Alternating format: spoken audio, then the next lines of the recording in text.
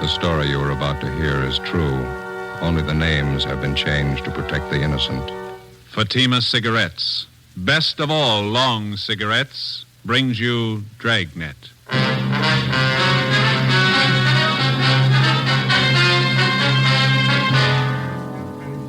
You're a detective sergeant. You're assigned to Juvenile Bureau. A pair of fake talent scouts are at work in your city. Their victims, young girls seeking careers in Hollywood. The criminals are vicious and relentless.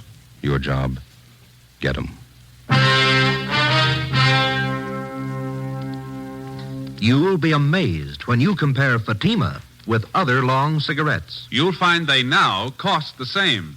But in Fatima, the difference is quality. You see, Fatima is the quality king-size cigarette because it contains the finest Turkish and domestic tobaccos superbly blended. And Fatima is extra mild with a much different, much better flavor and aroma than any other long cigarette. So try comparing Fatima yourself.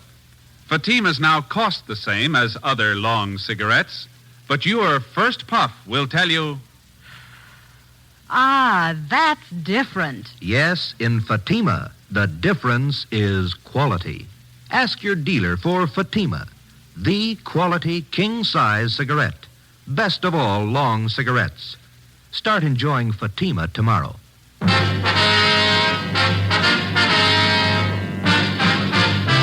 Dragnet, the documented drama of an actual crime. For the next 30 minutes, in cooperation with the Los Angeles Police Department, you will travel step by step on the side of the law through an actual case transcribed from official police files. From beginning to end, from crime to punishment, Dragnet is the story of your police force in action. It was Tuesday, May 7th. It was mild in Los Angeles. We were working the day watch out of Juvenile Bureau. My partner's Ben Romero. The boss is Inspector Bowling, Commander, Juvenile Division. My name's Friday. It was 10:13 a.m. when I got to 1335 Georgia Street, second floor. The squad room. Hi. Hi, Ben. Did you pick up that latest run the stats office made for us? No, I don't think they got it ready yet. Notice there in the book it's been ready since yesterday. You were over there. You could have picked it up. Well, yeah. What's the matter with you this morning? Don't you feel good? No, just this stinking cold seems to be settling in my chest. Miserable. Yes, sir? Can I help you? Oh, yes. I'd like some information, please. This is the Juvenile Bureau, isn't it? Yeah, that's right, sir. What can we do for you? Oh, mind if I sit down? I'm climbing those stairs. Takes your breath away. Yeah, sure. Here you are. Thank you. My name's Wayne Kenworthy, officers. I'm out here on a convention. My home is in Minnesota. Mm-hmm. Went out last night with some of the boys at the convention. We stopped at a bar down on your Alvarado Street. Alvarado. Alvarado. Anyway, we were drinking there, and the bartender got to talking to us. Finally offered us some pictures for sale. I got one of them right here. Let's see. Oh, yeah. Yeah, there you are. I paid him $2 for it. Just look at that. Yeah, it's filth. Do you have the address of the bar where you bought this? Yes, sir, I have. That's not the reason I'm here, though. I'm not a one-man moral squad. I'm not the type makes a habit of buying obscene photographs of young girls, either. Yes, sir, we understand. And I bought this picture from that bartender because I know the young girl in it. She's the daughter of one of my neighbors back home in Minnesota. Known her ever since she was a baby. I see. This girl came out here about 8 months ago to live with a girlfriend. Mm-hmm. She was crazy for Hollywood, thought she might break into the movies or something. She stopped writing her folks about 2 months ago, hasn't been heard from since. Well, it sounds like a case for a missing persons bureau, Mr. Kenworthy. Well, the girl's folks have already contacted them. Nothing's been turned up. Nothing at all. Then last night, just by an accident, the bartender shows me this photograph. It's that girl, all right, no mistake. Mm. Well, we'll do everything we can to help straighten it out, sir. Well, that young girl I know. I've known her since she was a baby. Good family, good training. She never would have posed for a photograph like this. Rotten filth. She's just not the type, that's all. Yes, sir, we understand. What was this young girl's name, Mr. Kenworthy? Lois Brewster, that's her real name. When she wrote her folks, she was using another name while she was out here. Thought it might help her movie chances. Drake, I think that's what it was. Linda Drake? Yeah, that's right. About 5'4", 115 pounds, dark hair, dark eyes. That's right. Yeah. You know where she is? Oh, yeah, we do. We had her case called to our attention. Where is she? Is she all right? No, sir, she's dead.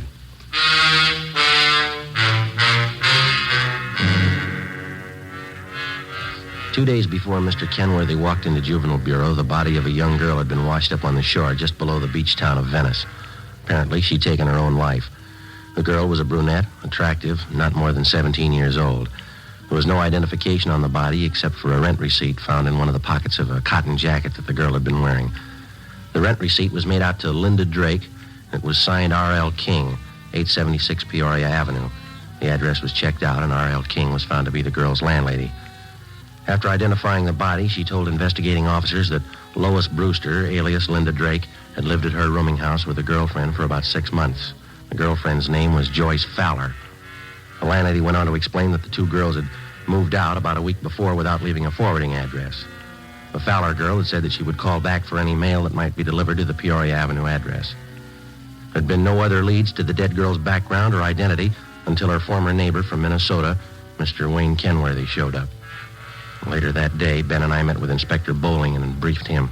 Dirty, rotten business. I'll buy that. How far have you gotten with it? Check the dead girl's prints with the missing persons bulletin. Miss Lois Brewster. We notified the girl's parents in Minnesota. They're coming out to claim the body. It's pretty tragic. She's an only daughter. 17 years old. Same old story, we figure, Skipper. Some phony talent scout grabbed her and showed her the bright lights, got her to pose for those pictures one way or another. They can make a teenage girl go one of 100 directions after that. This one ended up on a beach. That's all I care about now. How about the girlfriend Lois Brewster was living with? Joyce Fowler? No word so far. Well, what about it? Any ideas? Well, it pretty much depends on finding this Joyce Fowler. There's no background on her. We got out on all points. How about phony talent scouts? Cheap modeling schools, photographers? Check out that angle. We put 4 of them away in the past 6 months. Another half dozen are being watched. We can start double-checking them tomorrow. Now, how about that picture that old fella Kenworthy brought in? Any lead there? We gathered a dozen samples just like it. One's as bad as the other. They're all printed on the same quality photographic paper. There's no markings of any kind on them. It's a common type of paper. All right, then get on the distribution angle. Stay on it. Every rotten bum that peddles this trash. And get them. I want them right up the line. Distributors, wholesalers, guy that prints the pictures, guy who takes them, every lousy one of them. I still can't figure. What's that? Well, the Brewster girl is a good home there, good training. She knew right from wrong. Kids don't forget that in a hurry. That might have been her trouble. How do you mean? She remembered it.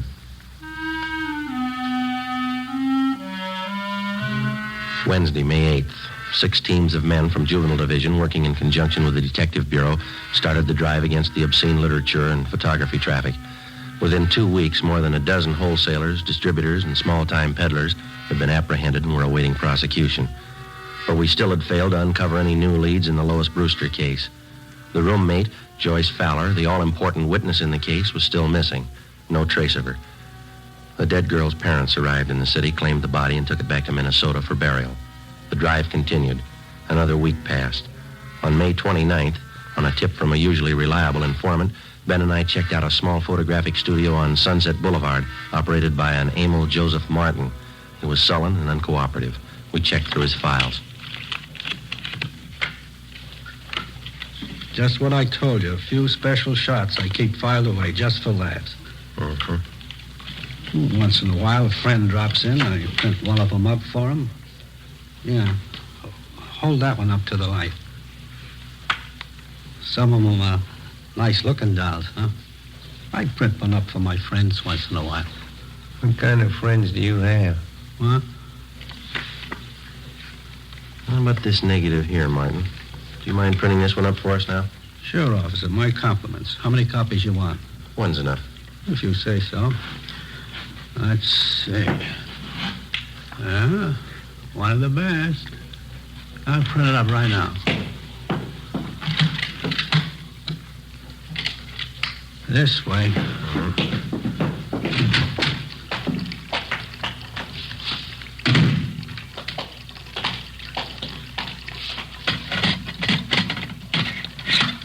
This one's a real collector's item, you know. Is that right? A friend of mine got me the negative. $100 it cost me. Worth it, though. I'll make up a couple of prints for you, huh? One's good. Okay, anything you say. You want to get that light switch? Oh, yeah. All right.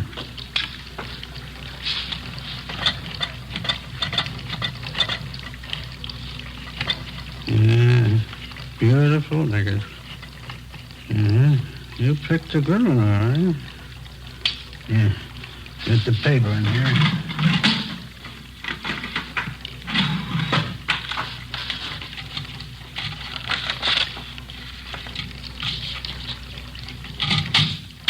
Yep, that does it. Okay, one print. That's all you want? That's all.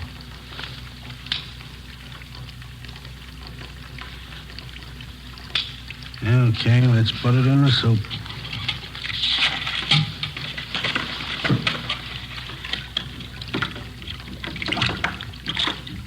Yeah, I bet you get a kick out of this one. Real beautiful girl.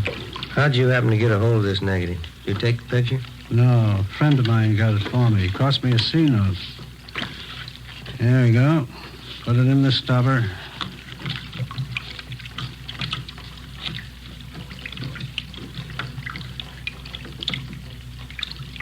There we go. Uh-huh. How about that? How about the guy you got this negative from? Did he take the picture? No, he bought it from somebody else. Don't know who. Cost him $350. Worth it, though, huh? Hi.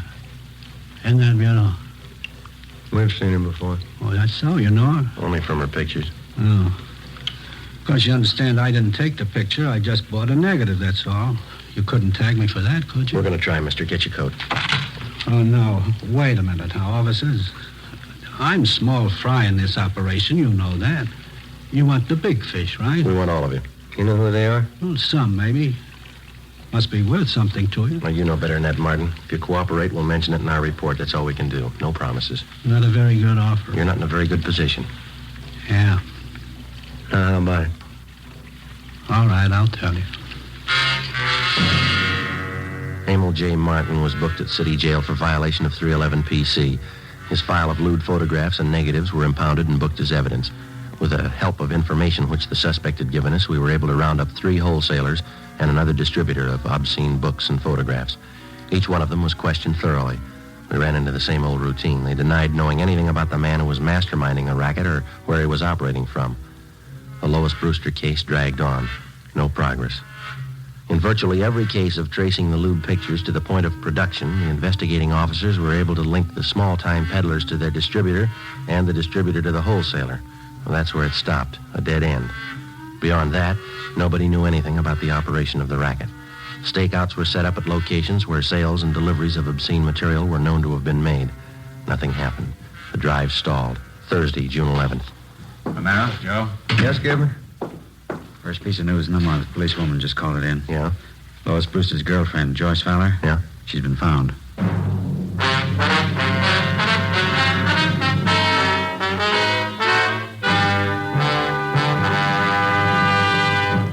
You are listening to Dragnet for the solution to an actual case from official police files. Now, here's a real solution to many of your Christmas shopping problems. If your friends smoke long cigarettes, give the best of long cigarettes. Give king-size Fatima. You see, Fatimas now cost the same as other long cigarettes. But in Fatima, the difference is quality. Quality of tobaccos. The finest Turkish and domestic varieties, extra mild and superbly blended to give smokers a much different, much better flavor and aroma than any other long cigarette. Quality of manufacture. Smooth, plump cigarettes, rolled in the finest paper money can buy. Quality, even to the appearance of the distinctive royal blue Fatima gift carton, Christmas wrapped and carefully sealed to ensure Fatima's rich, fresh, extra mild flavor. Remember, Fatimas now cost the same as other long cigarettes. But in Fatima, the difference is quality. So this Christmas, give your friends the best. Give Fatima, the quality king-size cigarette. Best of all long cigarettes.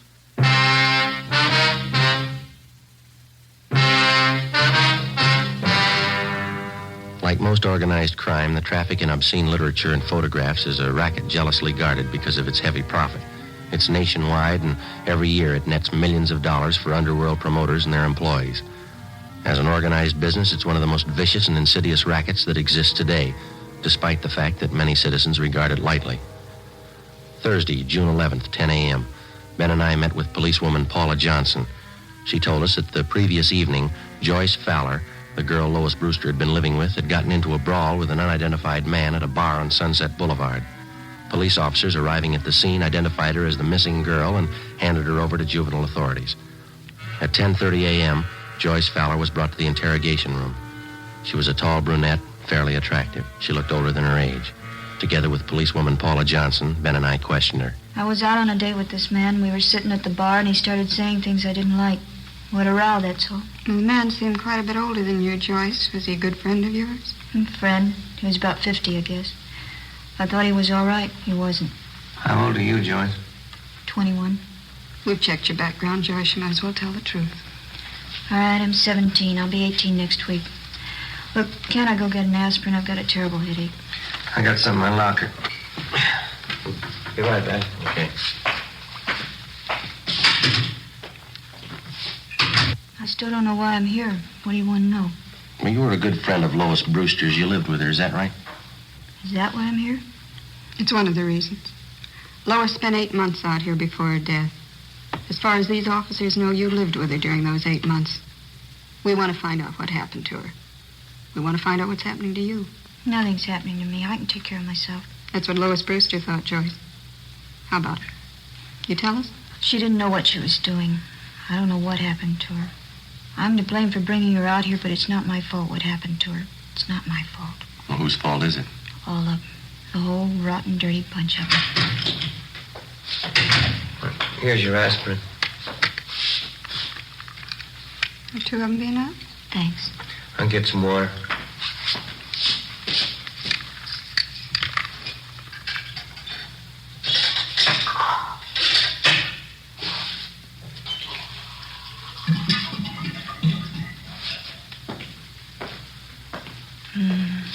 Is something wrong, Joyce? Don't you feel well?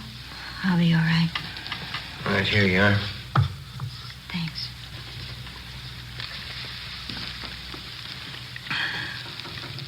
I don't remember too well how it started. Lois came out to Hollywood to live with me for 6 months, you know. Yeah, we know. We tried to get modeling jobs, bit parts in the movies. We didn't have much luck. We had to eat, pay the rent. So we took jobs as waitresses at a drive-in place out on Santa Monica Boulevard. Are you still working there? No, we were only there 2 weeks, and we got this other job. That's when it started. And what was that? One day, these 2 men drove in with a brand new Cadillac, ordered a couple of Cokes. I could tell they were watching us, Lois and me. When they were leaving, they gave me a card. They said they were talent scouts. They asked us to come to their offices for interviews. You still have the card they gave you? No, I looked for it once. Guess I lost it. Mm-hmm. Would you go on, please? The older fellow's name was Fred Ramus. Other one was Mr. Gilbert. They were both very nice. We didn't think anything was wrong. Didn't you go for the interview? Yes, Lois and I both went. They talked to us a lot, had us read out of a script and walk up and down. They said both of us showed a lot of promise. They said they wanted to be our agents, so we signed a paper. Fred Ramus told us he'd see we got a break. Mm-hmm. Did either of them ever arrange any legitimate interviews for you? I mean, with the movie studios, radio, television, anything like that? No. They took us out quite a bit, restaurants, nightclubs. Told us we had to be seen around town first. Had to show us off to the producers, all the important movie people. Both of them were very nice. Did you keep on working at the drive-in? No, they had me and Lois quit the job. They said it wouldn't look right. We still had to eat. We still had to pay our rent. That's when they brought up the idea of the pictures. What pictures do you mean, Joyce? I'm sorry. Could I have some more water, please? Oh, yeah?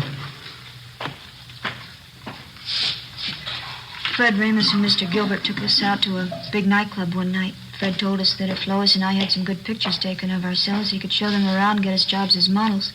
That is, till we got a break in the movies. Here you are. Thanks. Mm-hmm. Up to that time, how long had you known these 2 men? About a month and a half. I didn't see anything wrong in it, so Lois and I went to this photographer's studio with Mr. Ramus, and we had our portraits taken. Regular pictures. Oh, excuse me, Joyce. Did both of these men know how old you girls were? We told them the truth. We were both 17. Mm-hmm. And what happened after that? Mr. Ramus came back and said he'd found an advertising agency that wanted to buy pictures of Lois and me. He said we get $20 apiece every time we posed. For portraits? No, for posing in bathing suits. pajamas, things like that. They were supposed to be for magazine ads. In about a week, he brought us to his office and said the agency wanted us to pose without clothes, without anything. He said he'd pay us $40 for that. Oh, go on, George. They showed us lots of pictures of models like that. They talked about it all the time. We kept saying no, both of us, Lois and I. Did you ever agree to pose for the kind of pictures they wanted? You can't agree to something you don't know about. I don't know how it happened, but it did. Mr. Gilbert and Fred Ramos, they kept taking us out. We used to drink quite a bit with them. Went on for weeks, I guess. One night there was a big party. We drank. Lois and I got separated. I still don't know what happened. I see. Next morning, we both woke up with headaches. Fred Ramos came and showed us the pictures. I felt dirty all over. I don't know how it happened, I swear it. Lois began to cry. I hit Mr. Ramos. I slapped him. And what does Mr. Ramos tell you? He pretended to be very nice about it.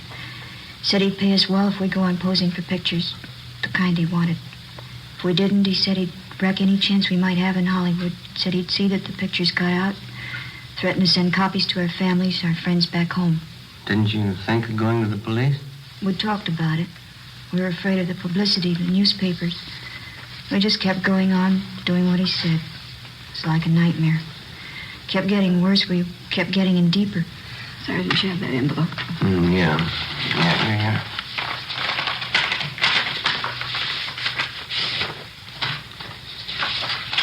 You recognize these pictures, Joyce? Yes. Mr. Ramos and Mr. Gilbert, they have you pose for these? Yes, that's some of them. We always drank a lot, so we wouldn't remember. That's not why Lois is dead, though. Those pictures aren't the reason. Well, how do you mean, Joyce? Ramos and Gilbert, they'd fix up dates for us. They said the men were their friends. 3 or 4 times a week they'd call. We had to go out with them. We had to do what they said. One morning we got home about 5:30 in the morning. Lois changed, said she was going for a walk. I went to bed. She left a note. I never saw her again. I see. Romero? Oh, yeah, just a minute. It's that long-distance call we placed to your home, Joyce. Sure, right. Oh, thanks. Hello? Yeah, it's me, Joyce. Yeah, it was just a mistake. Yeah. How's Uncle Henry? Swell. No, it's all right. Don't you worry. Yeah, all right. I'll write you tomorrow. Yeah, bye. Thanks for placing the call, Sergeant. You're welcome. Glad to do it. Anything else you want to know?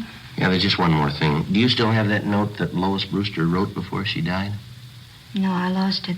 I remember what it said, though. Yeah. It said, I'm sorry. It was signed Lois. That's all.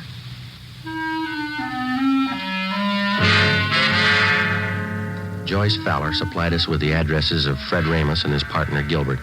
She gave us all the names and addresses of all their friends and employees that she knew of. She also pointed out their offices and base of operations. Inspector Bowling ordered an immediate investigation into the background and business activities of both men. Previously convicted wholesalers and distributors of obscene photographs were called back in and re-questioned. We finally completed the missing link in the supply line from the peddler to the producer. 5 former workers for Ramos and Gilbert fingered them as head men controlling the racket. Their offices and studios were raided and their files seized as evidence. On June 18th, Fred Ramos and his partner, Harold Gilbert, were placed under arrest. What's the pitch, Sergeant? What's this all about? I think you know, Mr. Ramos. Oh, you can't tag me on those pictures. You want to get your hat? It's artwork, legitimate artwork. My lawyer can prove that. He better be good. You bet he is. You know, I'm kind of surprised at you cops taking the word of somebody like that Fowler girl. She doesn't know what she's talking about. She's a psycho. Is that right? Why, sure. I tried to do something with her and that girlfriend of hers. I even signed up as her agent. They were hopeless. You've got quite a stack of negatives here. Pictures of both of them, 17-year-olds. They're just candid shots, you know. Spicy for my private collection. There's nothing wrong in that. I figured I'd give the girls a break, let them earn a few bucks. Yeah? Look, I couldn't have treated those girls better. I took them around, showed them the town. Both psychos. I never did trust them. Well, that's the big difference, Ramos. Huh? They trusted you.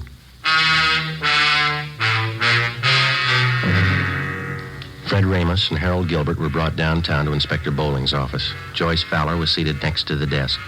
Gilbert was brought in. She identified him. He was taken out and held for booking. All right, bring in the next one. All right, come on.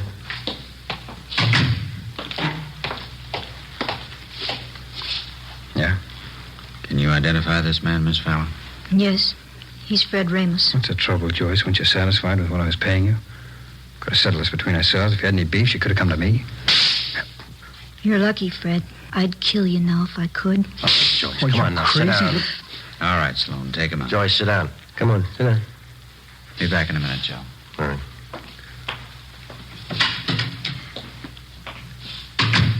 I'm sorry. Doesn't do any good. Are there any more? No, that's about all. You've helped quite a lot. Yeah, glad I could do it. Is that all, Sergeant? Well, for now, yeah. You'll have to testify at the trial. After that, the juvenile court's going to keep in pretty close touch with you. I see. Aren't you going back home, Joyce, to Minnesota? No, it'd be the same old thing. My aunt'd be glad to see me for the first week. Then she'd start all over again, hollering at me, picking. Wouldn't be any use. What are you going to do out here, Joyce, you know? I know a nice fella in Santa Monica. He's going to get me a job at a brand new drive-in. Cute uniforms. But I don't think juvenile court's going to let you take a job like that, Joyce. I hope so. A lot of talent scouts go there. Radio, movie producers. They might notice me. Yeah? Never can tell. Might lead to something.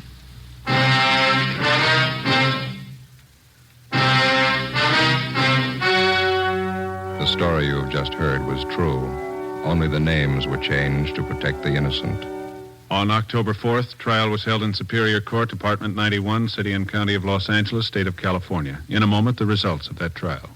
Now, here is our star, Jack Webb. Thank you. To get year-round thanks for the gift that you give this Christmas, why not give Fatimas to every long cigarette smoker on your list? Their first pack of extra mild Fatimas will have them convinced, like I am, that in Fatima, the difference is quality. And Christmas Fatimas come in a distinctive royal blue slip-over jacket that makes a perfect gift just as is. Remember, Fatimas now cost the same as other long cigarettes, but in Fatima, the difference is quality. Give Fatimas, the quality king-size cigarette, to every long cigarette smoker.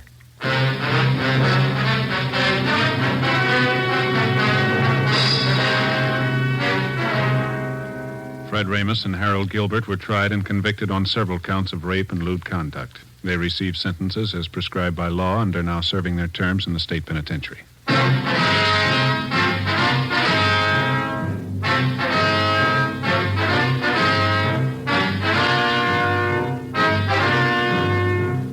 You have just heard Dragnet, a series of authentic cases from official files. Technical advice for Dragnet comes from the Office of Chief of Police W.H. Parker, Los Angeles Police Department.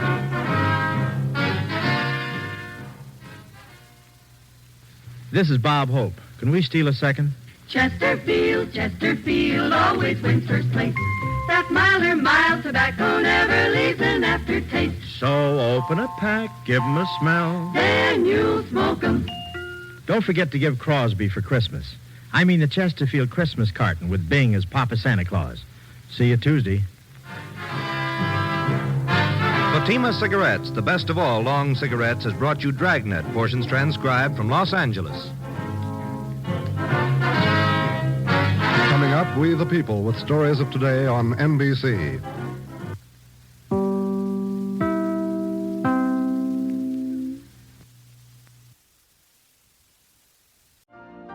You've been listening to the OTR Gold Network. Find more classic radio at otrgold.com.